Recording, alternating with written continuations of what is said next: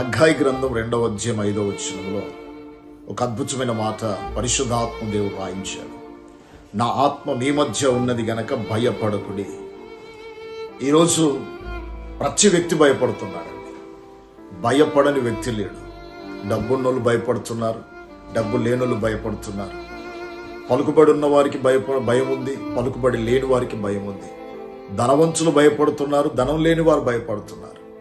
ప్రతి ఒక్కరిని రోజులలో భయం వెంటాడుతుంది.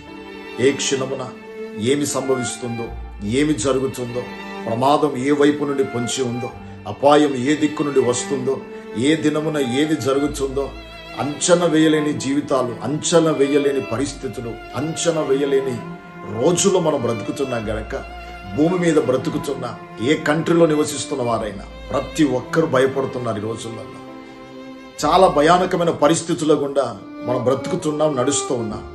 కానీ దేవుని వాక్యం సెలవిస్తుంది, భయపడకుడి.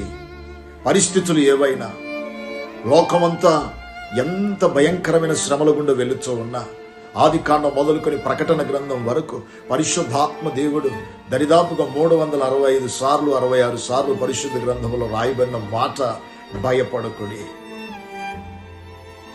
ఈ రోజులలో ఏ భయంతో ఉన్నావో దేవుడు నిన్ను అంటున్నాడు, భయపడుకో, నా ఆత్మ నీ మధ్యలో ఉన్నది. డోంట్ ఫియర్, అస్సలు భయపడకు. దేవుడు నీతో ఉన్నాడు. దేవుని ఆత్మ నిన్ను వెంబడిస్తూ ఉంది.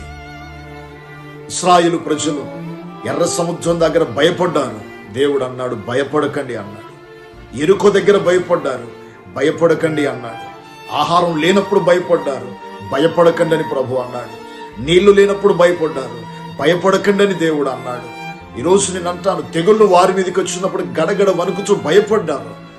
ఆ సమయంలో కూడా దేవుడు అన్నాడు, భయపడకండి, మిమ్మల్ని స్వస్థపరిచే యెహోవాను నేనే అని. ఈరోజు ఏ విషయంలో నువ్వు భయపడుతున్నావు? ఎవరైనా సరే, ప్రతి ఒక్కరూ, ఏమండి, క్రైస్తవులని కాదు, క్రైస్తవులేతరులని కాదు, ఏమండి, ఉన్నోళ్ళని కాదు, లేనోళ్ళు, ప్రతి ఒక్కరిని రోజులలో భయం వెంటాడుతుంది. ఏమవుతుందో, ఏ క్షణం ఏమవుతుందో, ఏ సమయంలో ప్రమాదం ఏ దిక్కు నుంచి ముంచుకొస్తుందని భయం వెంటాడుతున్న పరిస్థితులు గుండా వెళుతున్నారే.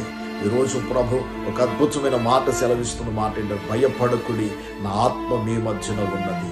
కాబట్టి భయం లేకుండా ఉందాం, దేవుని మీద ఆధారపడదాం, దేవుని వైపు చూద్దాం.